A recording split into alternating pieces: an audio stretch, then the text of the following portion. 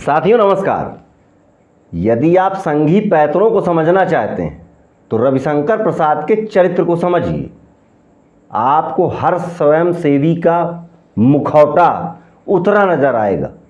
आपको मोदी की पारदर्शिता भी समझ आएगी और भाजपा सरकार की कार्यशैली भी। बोला इसलिए जाता है कि आप उस प्रक्रिया में शामिल हों, और जैसे ही आप उस प्रक्रिया में शामिल होंगे तो इन्हें अपने जो कार्य साधने हैं उसका रास्ता बनेगा। रविशंकर प्रसाद वही भाजपा नेता हैं जो यूपीए सरकार से आए दिन इस्तीफा मांगते थे। किसी दिन पारदर्शिता के नाम पर, किसी दिन भाई भतीजा के नाम पर, किसी दिन भ्रष्टाचार के नाम पर। आरोपों प्रत्यारोपों का दौर ये खुद शुरू करते हैं, ये इनकी रणनीति का हिस्सा होता है। मामला कुछ भी हो, बड़ी प्लानिंग के साथ ये अपने कदम आगे बढ़ाते हैं और लोगों को जाल में फंसाते हैं। भाजपा सरकार 2014 में बनी तो 2015 में रविशंकर प्रसाद ने पहला कार्य क्या किया?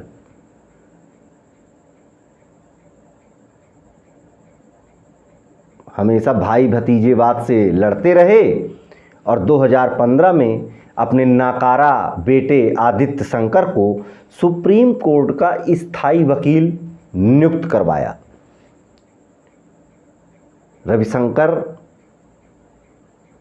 आदित्य शंकर की मात्र एक ही योग्यता है कि वे रविशंकर के पुत्र हैं। मध्य प्रदेश सरकार के सूकों में स्थायी वकील रहे पूर्व एडवोकेट BS बाठिया ने नियुक्ति पर ऐतराज भी जताया था। ये नियुक्ति विभा दत्ता मघीजा की जगह की गई थी। तो कहने का मतलब यह है कि ये भाई भतीजा वाद के आरोप तो कांग्रेस पर लगा रहे थे, पर जैसे ही इन्हें सत्ता मिली, ये चेयर पर पहुंचे, तो इनकी पहली नियुक्ति अपने बेटे से जुड़ी हुई थी, जिसे कराने में सफल रहे। अभी जब मंत्रिमंडल विस्तार से पहले राजनाथ और रविशंकर दोनों पत्रकार वार्ता के लिए आए तो राजनाथ बड़ी ही बेशर्मी से कहते हैं कि ये NDA गवर्नमेंट है, यहाँ इस्तीफे नहीं होते। फिर उसमें रविशंकर प्रसाद माइक लेकर इंक्लूड करते हैं कि NDA के मंत्री वो करते भी नहीं हैं जो UPA के मंत्री करते थे। क्या नहीं करते NDA के मंत्री? UPA गवर्नमेंट में पाटिल के इस्तीफे ब्लास्ट के बाद ड्रेस चेंज करने के कारण हो गए। रेल मंत्री बंसल के इस्तीफे आपके आरोपों के आधार पर जांच के लिए करा लिए गए। कांग्रेस की एक सोच है कि जनता के बीच यदि किसी बात को लेकर असंतोष है, यदि किसी प्रकार की उंगलियां उठी हैं किसी पर पार्टी के अंदर या कोई सवाल है, तो पहले उसे पद से पृथक कर मामले को समझा जाए। जिस प्रक्रिया का कांग्रेस पालन करती रही, और ये मक्कार छींटाकशी ही इसलिए कर रहे थे कि सरकार को अस्थिर किया जा सके। तो कैग की एक रिपोर्ट आई है, और चूंकि रविशंकर IT मंत्री थे और उन्हीं के कार्यकाल के दौरान ये हुआ, और कैग ने उंगली उठाई कि 2000 जुलाई से 2020 के बीच IT मंत्रालय के तहत करोड़ों रुपए का लेन देन किया गया, और इस लेन देन के दौरान नियम कायदों को अपने मुताबिक बनाया गया, हटाया गया। 2019 जुलाई से दिसंबर 2020 के बीच IT मंत्रालय के द्वारा CSC को करोड़ों रुपए दिए गए। ये पैसे फाइबर केबल मेंटेनेंस और ऑपरेशन के लिए दिए गए। CAG कहता है कि ये USOF एक फंड होता है जिसमें तमाम प्राइवेट कंपनियां जो इस मंत्रालय के तहत काम करती हैं उन्हें उसमें कंट्रीब्यूट करना पड़ता है। यदि कोई प्राइवेट कंपनी कार्य विभाजन के बाद कार्य में विलंब करती है, काम करने में कोई गड़बड़ी करती है या उस काम में किसी प्रकार का अवरोध उत्पन्न होता है, तो यूएसओएफ के पास एक फंड होता है जिसके तहत वो कार्य को गति भी दे सकता है और उसके पास एग्रीमेंट के तहत एक अधिकार होता है कि वह दंडात्मक कार्यवाही भी लापरवाह कंपनी के खिलाफ कर सके। लेकिन इस बार यूएसओएफ के पास वो चाबुक नहीं है कि वह दंडात्मक कार्यवाही कर सके या किसी भी प्रकार का भ्रष्टाचार देखकर कोई एक्शन ले सके। इससे प्लांटी का क्लाज हटाया गया।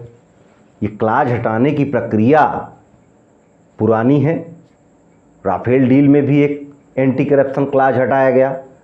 मैं इसीलिए कह रहा हूं कि यदि आप रविशंकर को समझेंगे तो मोदी भी समझ आएगा और भागवत भी समझ आएगा। तो वहां एंटी करप्शन क्लाज हटाया गया था, यहां प्लांटी क्लाज हटाया गया है। तो सर्विस केवल एग्रीमेंट, और ये क्लाज हटाने के बाद एग्रीमेंट में सर्विस लेवल एग्रीमेंट भी नहीं है और टाइम बाउंड एग्रीमेंट भी नहीं है। इस एग्रीमेंट के महत्वपूर्ण हिस्सों को हटाया गया है ताकि उसकी न तो जिम्मेदारी निर्धारित की जा सके, न किसी प्रकार का काम के लिए दबाव बनाया जा सके, न ही किसी प्रकार की वसूली की जा सके। अब ये कंपनी किसकी है ये भाजपा सरकार बता सकती है या प्रधानमंत्री बता सकते हैं या संघ से जुड़े लोग बताएंगे। यदि टाइम बाउंड एग्रीमेंट होगा तो इंटरनेट वाईफाई की शिकायत कर सकेगा उपभोक्ता। यदि service level agreement, time bound agreement के अंदर जुड़ा हुआ है तो कोई भी वाईफाई इंटरनेट बंद होने पर उपभोक्ता शिकायत करेगा तो कंपनी जवाबदार होगी उसकी सर्विस देने के लिए, उसे ठीक करने के लिए। पर ना यहां शिकायत का अधिकार बचा है, न वो कोई जिम्मेदारी निभाएगा। इसमें जिम्मेदारी से भागने का संबंधित कंपनी को पूरा अवसर उपलब्ध कराया गया। तो 2020-21 तक यूएसओएफ के पास 1,12,650 करोड़ रुपए का बजट था, जिसे जनवरी 2021 तक 57,433 करोड़ रुपए खर्चे गए। अब इस पूरी प्रक्रिया को समझने के लिए आईटी मंत्रालय कैसे काम कर रहा था और ये जो पूरी रकम की बंदर बांट हुई, इस प्रक्रिया में कौन कौन शामिल था, इसके लिए आपको बिहार का एक प्रकरण देखना होगा और इसको कैसे अंजाम दिया गया। देखिए, सीएससी एक प्राइवेट कंपनी है, दूरसंचार विभाग के साथ मिलकर ये काम कर रही है और ये हमारे अशोक स्तंभ जैसे प्रतीक का भी इस्तेमाल कर रही है, जिसे अब तक भारत सरकार करती आई है। आरटीआई के तहत खुलासा हुआ, क्योंकि इनका जो हाव भाव था, इनके जो प्रतीक थे, वो ऐसे लग रहे थे कि सरकार ही इस काम को देख रही है। आरटीआई के तहत जानकारी आई तो पता चला कि सीएससी एक प्राइवेट कंपनी है प्राइवेट कंपनी के साथ मंत्रालय एक एसपीवी बनाता है और एसपीवी के मार्फत प्रपोजल मंगवाता है, फिर उसे अप्रूव किया जाता है और रकम जारी कर दी जाती है। यही पूरा खेल है।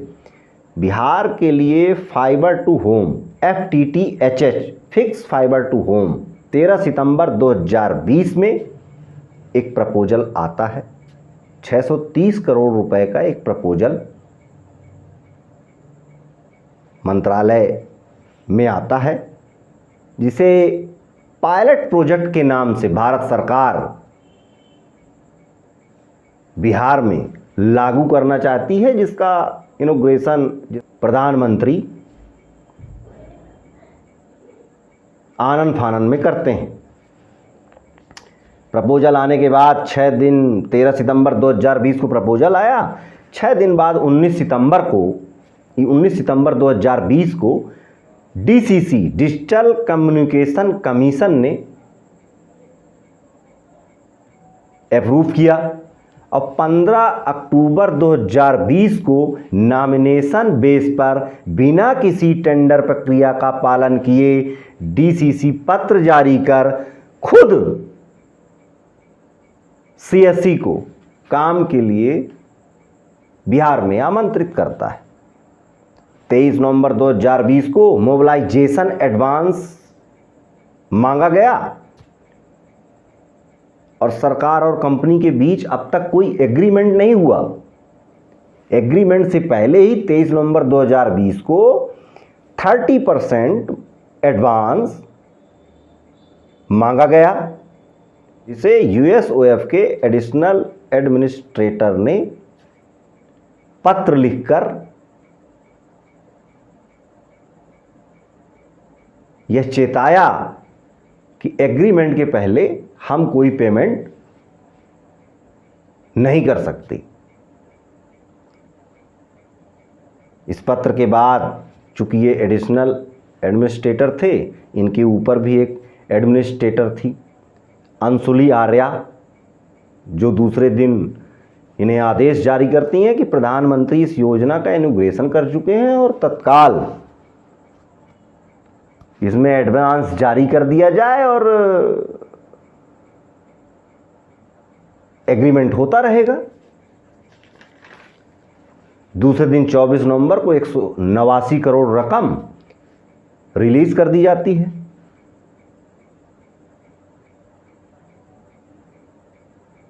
अब मंत्रालय विस्तार हुआ, रविशंकर की छुट्टी हुई। अब रविशंकर स्वयं ये कर रहे थे, यह उनके ऊपर दबाव था, ये तो प्रधानमंत्री और रविशंकर ही जान सकते हैं। पर क्या इस्तीफे से उस नुकसान की भरपाई हो गई जो भारत सरकार के खजाने से जो रकम जारी की गई, जो जनता का पैसा लूट कर ले गए लोग, क्या इस्तीफे से वह लूट की भरपाई, क्या इस्तीफे से उस लूट की भरपाई हो पाएगी? क्या इसमें उच्च स्तरीय जांच नहीं करानी चाहिए? मोदी प्रधानमंत्री हैं, IT मंत्रालय, दूरदर्शन उनका खास क्षेत्र है जहां से वो मन की बात करते हैं। उनकी नाक के नीचे बिना टेंडर प्रक्रिया पालन किए ये करोड़ों का लेन देन किया जा रहा था। ये क्यों किया जा रहा था? आपने पारदर्शिता पर, व्यवस्था परिवर्तन पर लंबे चौड़े भाषण दिए, पर क्या उनका पालन भी किया? जनता यदि आपके चरित्र को समझ गई तो इस संगठन के ढोंग को भी समझेगी, गिरोह के पाखंड को भी समझेगी और इनकी दोगली नीति को भी। और जब समझेगी तो उचित फैसले लेगी और देश सही दिशा में फिर चल डगरेगा। जय हिंद।